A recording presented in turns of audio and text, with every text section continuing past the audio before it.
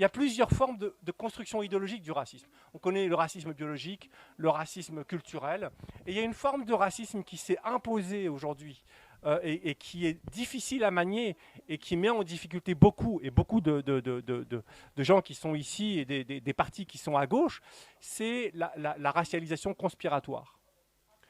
La racialisation conspiratoire, c'est-à-dire le fait d'articuler une forme de racisme à une théorie du complot.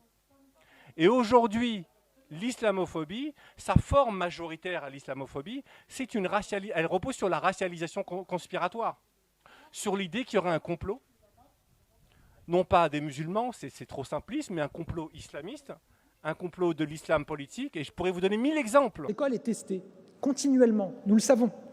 Ces derniers mois, nous le savons, les atteintes à la laïcité se sont considérablement accrues, avec notamment le port de tenues religieuses comme les abayas ou les camis, qui ont fait leur apparition et se sont installés parfois dans certains établissements.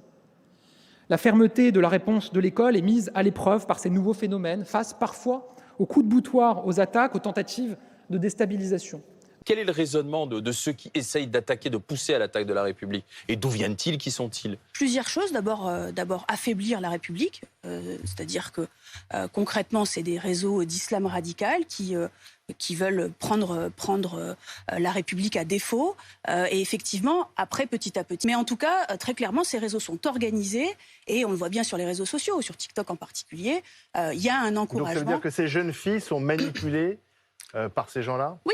Là, on a tous les ingrédients du schéma islamiste, c'est-à-dire on a des comploteurs, les islamistes, l'islam politique, etc.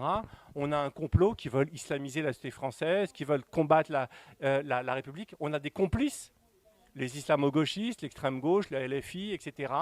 On a tous les ingrédients qui permettent de définir et de caractériser ce qu'est une pensée conspirationniste et un complot.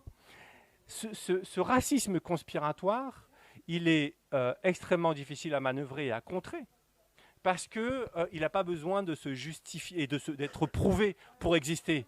Il a juste besoin d'être énoncé.